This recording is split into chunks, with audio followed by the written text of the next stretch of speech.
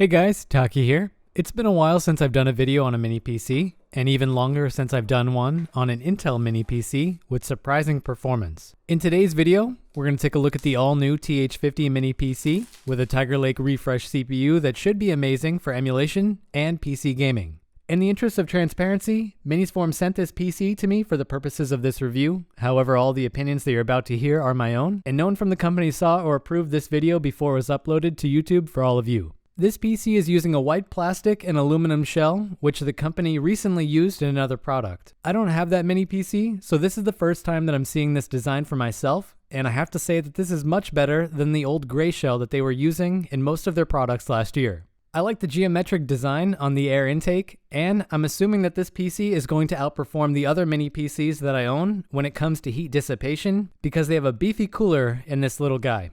Typically, these mini PCs tend to have big power adapters to keep their overall size down, but that's not the case here. This comes with a 65 watt-hour square charger that is very compact. In terms of specs, the TH50 comes with the new Intel i5 11320H CPU at up to 4.5 GHz and an Iris Xe GPU with a max clock speed of 1.35 GHz. Unlike the 1135G7 that I also reviewed from this company, this GPU has 96 execution units. For RAM, we are running 16 GB of LPDDR4 soldered to the motherboard. This mini PC is available in a bare bones kit, but the one that I'm reviewing comes with a 512 GB SSD. The TH50 also offers Wi-Fi 6E and Bluetooth 5.2 for connectivity. If you buy this PC with an SSD, it will also come with Windows 10. On the front of the TH50, we have audio input, audio output, 2 USB 3.1 ports, and 1 Thunderbolt 4 port. On the left and the right sides, we have our heat exhaust ports with a large radiator visible through the gaps. There's also a reset switch on the left side. On the back, you will find 2 USB 2.0 ports, 2 USB 3.1 ports, 2 2.5 gigabit LAN ports, a display port, an HDMI port, a Kensington lock, and our Type-C power port. Unlike the 1135G7, this Tiger Lake refresh CPU is running at up to 35 watt TDP, so I already know that it's going to open up more doors that were closed on the TL50 that I also reviewed. For benchmarks, we have a TimeSpy score of 1799, which is significantly better than my 45 watt TDP score on the 5800U that I recently showcased. For Geekbench 5, we have a single core score of 1425 and a multi-core score of 5552. This should be more than enough power to get good performance out of high-end emulation, but we'll have to check that later. I want to start off first by looking at the PC gaming performance on this mini PC. I have tried to standardize my OSD stats in the top left corner of the screen to make it easy to compare my recent product showcases. You'll always be able to see the FPS along with the frame time and RAM usage. The CPU and GPU frequencies are listed, followed by their temperatures as read from the sensor and their overall load. This will give you a good idea of where the system is bottlenecked if we run into any performance dips. You will also see the TDP of the entire system along with the TDP of the CPU and GPU separately. I haven't done any tweaks or changes to improve the performance of this processor. This is a showcase of the stock performance that I was able to get with only the graphic options shown on the bottom left of the screen. With that out of the way, here we have Final Fantasy 15 running at 720p low with a 100% resolution scale. We have decent FPS outside of combat with some dips into the 40s in busy scenes.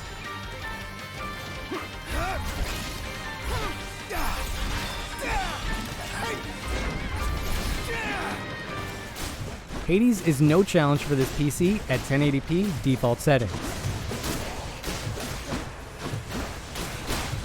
For No Man's Sky, we had to drop down to 900p with the standard preset for a smooth 60.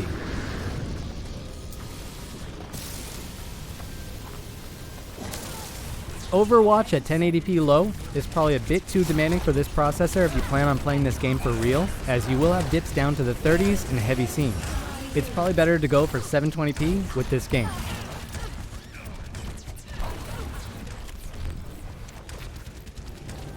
Resident Evil 3 could easily go above 720p, all low settings, but I wanted to see how this compares to some Windows handhelds that I own.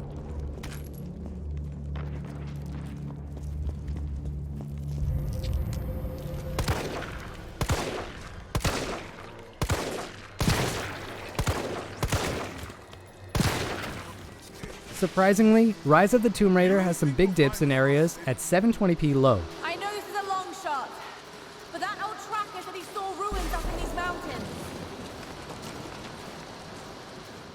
Skyrim SE has no issues at 1080p low settings.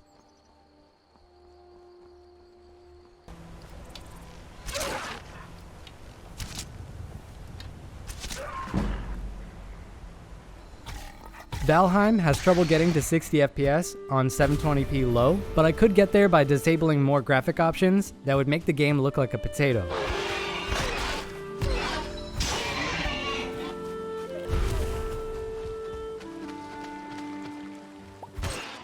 And finally, we have Stardew Valley at 1080p.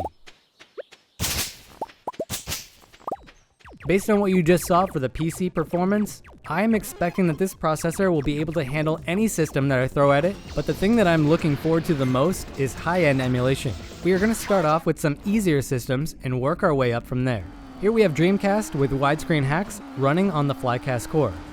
For N64, we are also going to use widescreen hacks if they are available with the Mupen 64 Plus core in RetroArch.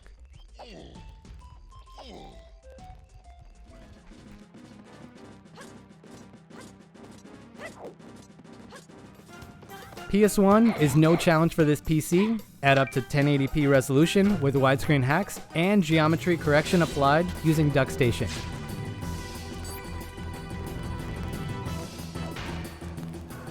Rounding out our lower end systems, we have Sega Saturn with the Yaba Sanshiro core.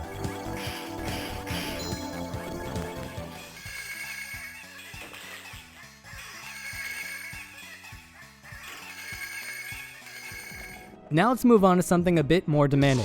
Here we have Citra running at 2x native resolution. These Fire Emblem games are prone to some shader stutters that go away the second time you see an animation.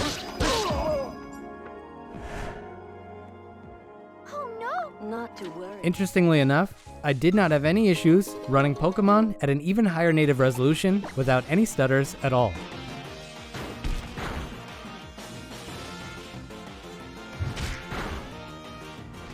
For GameCube, we will use the Dolphin emulator with our rendering resolution set to 1080p. I did not use any widescreen hacks for this section, but the option was available and this chip wouldn't have any issues using it.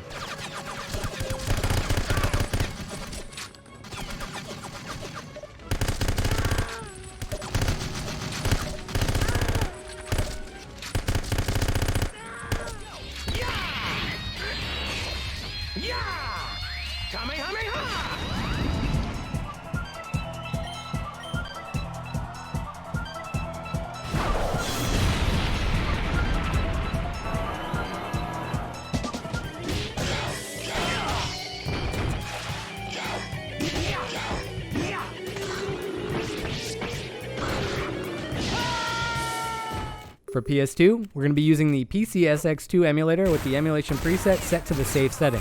I have my rendering resolution set to 1080p, and I was surprised with how well games ran on this, especially some demanding effects that run badly on other Intel chips that I've tested.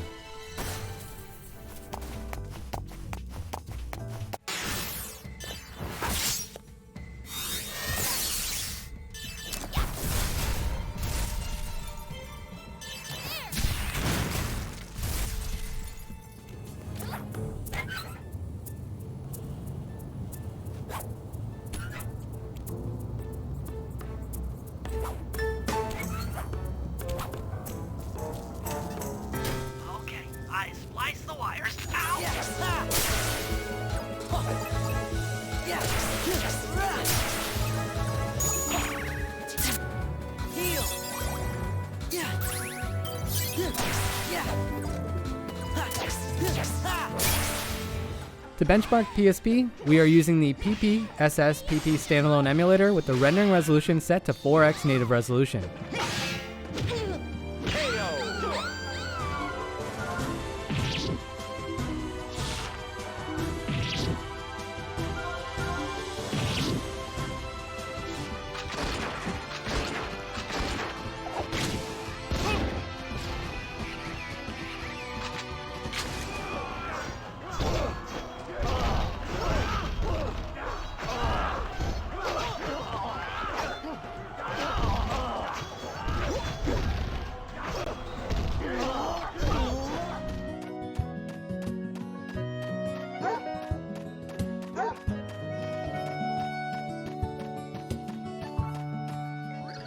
test Wii performance, we need to go back to the Dolphin emulator with our rendering resolution set to 1080p.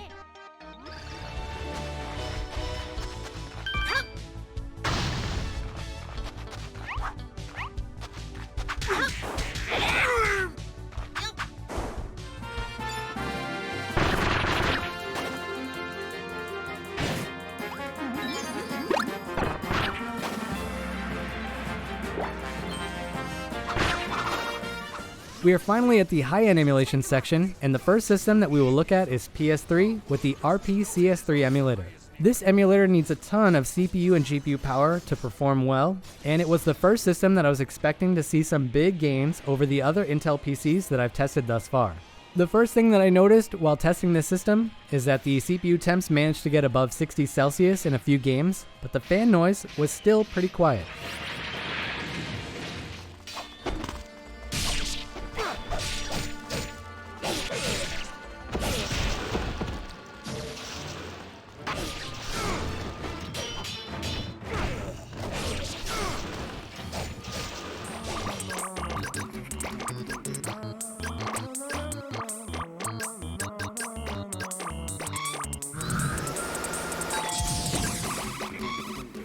The next high-end system that we're going to look at is Wii U with the CMU emulator.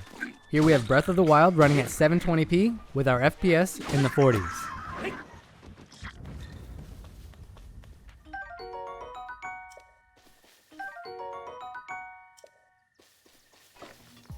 I wanted to include a second Wii U game before moving on. Here we have New Super Luigi U.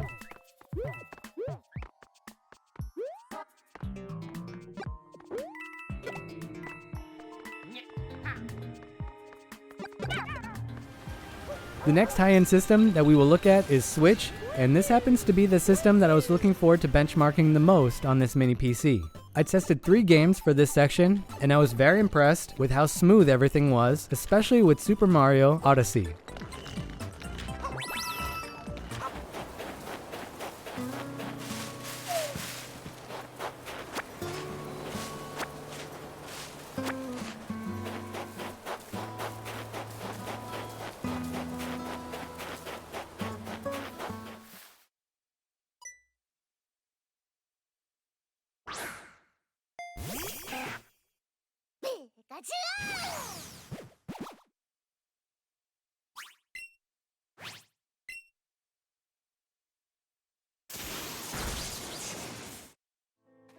That leaves us with Xbox 360, and this is the only thing that was disappointing to me. I thought that we would get some decent performance for this system based on everything that you just saw, but normal games chug along, and even simple ones like GoldenEye have some huge lag spikes that make them unplayable. You can always use an eGPU with this mini PC thanks to the Thunderbolt 4 support, but I think that defeats the purpose of this form factor.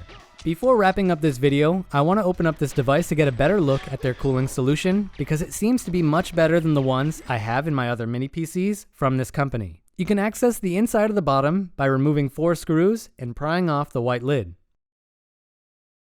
Once here, you will find 2 ports for additional storage drives that you can use in combination with the SSD or as the standalone hard drive if you buy the bare bones kit. The 512GB SSD that came with my PC is a Kingston PCI Express card that you can see now. Under this was a network card, which I was surprised to see comes from MediaTek. This is an MT7921K, which is an affordable card that offers Wi-Fi 6E. You can correct me if I'm wrong in the comments section below, but I do not believe this card has Linux support yet, so that's something to be aware of if you're planning on using this TH50 for Linux. Finally, we have a clear look at that huge cooling solution that they used in this mini PC. This thing is nuts. There's so much metal here, and it makes sense to me now why the temps are as low as they are with this device. There's so much space dedicated to heat dissipation in this computer, especially when you consider that this is an Intel mobile SKU. Minisforum usually uses a big fan surrounded by a metal grate, but this thing has significantly more metal in it and has heat pipes on the bottom. Well, that's going to wrap up things for this look at the TH50 from Minisforum. If you want to buy one of these, you can find a link in the description box below. Minisforum has a promotion right now that makes the 256GB version of this cost the same as their bare bones 1135 G7 that I also reviewed. And this is a much better value for your money for the asking price due to the improved thermals and the better processor. If you have any questions about this device or something else that you'd like to see on it, leave those down below and I'll do my best to get back to you. Please subscribe to the channel if you want to support my work and be notified when I drop a new video. I'll catch you next time with another one. Happy gaming, everyone. Taki out.